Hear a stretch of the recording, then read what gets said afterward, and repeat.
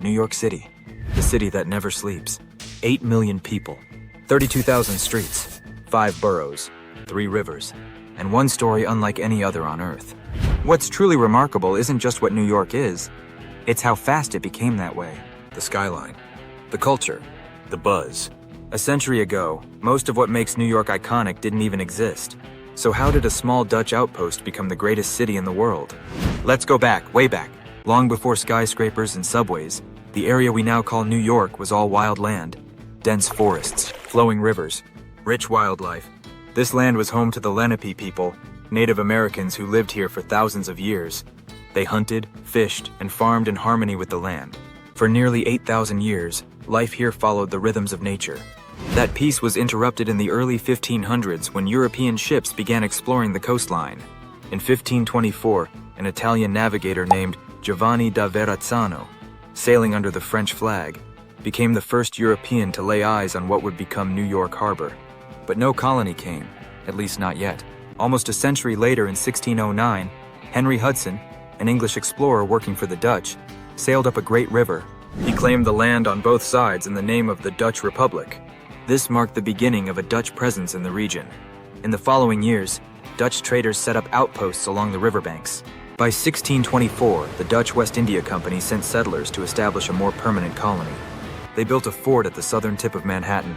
That settlement became known as New Amsterdam. And in 1626, in one of the most famous real estate deals in history, the Dutch purchased Manhattan from the local Lenape people for goods valued at about 24. From there, New Amsterdam began to grow, slowly at first. Then came the English. In 1664, the British sent warships into the harbor. The Dutch surrendered without firing a shot. New Amsterdam was renamed New York in honor of the Duke of York. But the transition was more than just a name. Under English rule, the city evolved quickly. Its population expanded, its trade increased, and new immigrants began to arrive. By the early 1700s, New York was already a thriving port town and a center for commerce. But it was also becoming a center of resistance. As tensions rose between the American colonies and British rule, New York became a hub for protest and revolution. The Stamp Act Congress met here. The Sons of Liberty organized in its streets. And when the American Revolution broke out, New York played a major role, strategically and symbolically. The city was occupied by British forces for most of the war. But when independence was won, New York emerged as a symbol of the new nation's strength and potential. In 1789, George Washington took the oath of office here as the first president of the United States. New York was briefly the nation's capital. In the 19th century, everything changed again. The Erie Canal opened in 1825, linking the Hudson River to the Great Lakes. Suddenly, goods could move from the interior of America straight to the port of New York.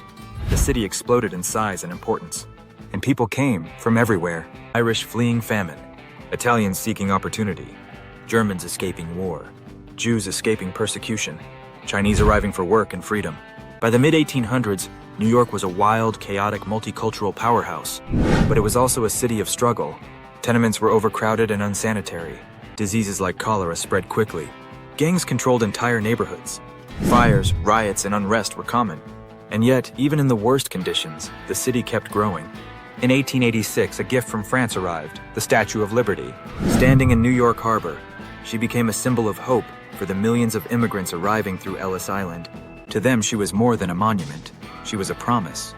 The 20th century brought New York to new heights. Literally, skyscrapers began to define the skyline. The Chrysler Building, the Empire State Building, symbols of ambition and power.